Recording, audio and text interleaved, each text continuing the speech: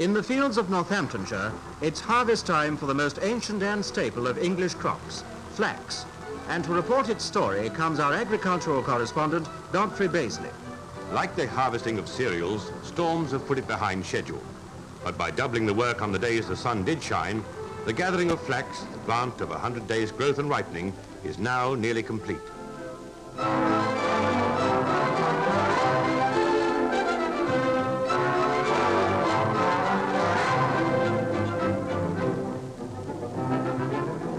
From field to factory, and the process of flax hasn't changed much in 100 centuries. 10,000 years ago, fibers were dried and separated and thread and woven into a dark cloth. From that has grown an industry which, despite the 19th century arrival of cotton, has survived throughout the years with few changes. The first step is still de-seeding, a large claw doing the job of pulling off the seed pods.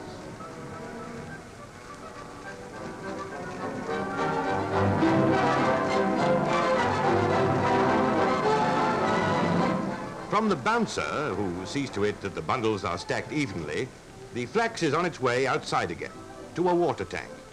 There, in a bath of soft rainwater and kept at a constant temperature, the crop is retted, a process that softens the straw and separates the fibers out of the stalks.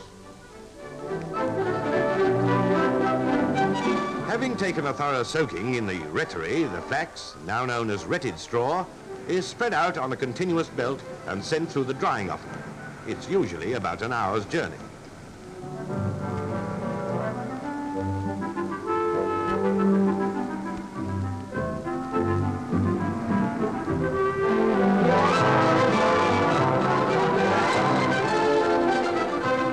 The war years put the British flax industry back into top gear. Output was increased 100-fold to fulfill primarily the needs for aircraft fabric. Now, most of it has been turned to peacetime use, and it's here, in the scutching shop, that the flax goes through its final factory process before being sent to the spinners. Scutching is an operation much like thrashing, with giant rotary flails stripping away the wood of the dried straw and leaving behind flax fibers.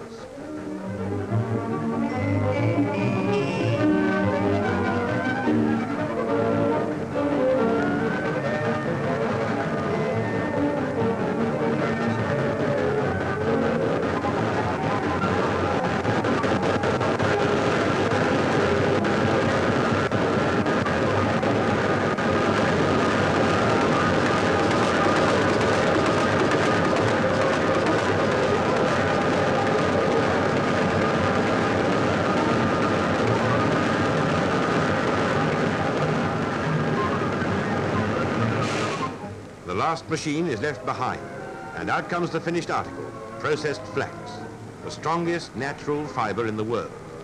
All that remains to be done is dressing, combing it by hand into long tresses, looking remarkably like human hair, flaxen hair.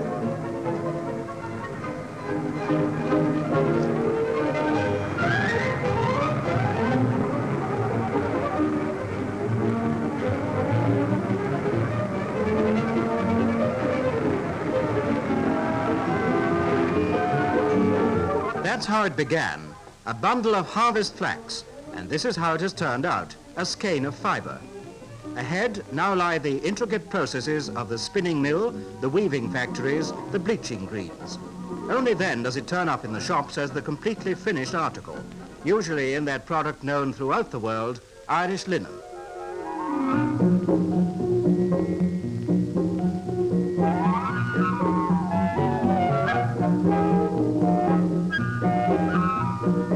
The aristocrat of all textiles, that's the title conferred by many on Irish linen. Everything about it has taken a lot of time, money and trouble. And perhaps like this tablecloth, it all began in a field in Northamptonshire.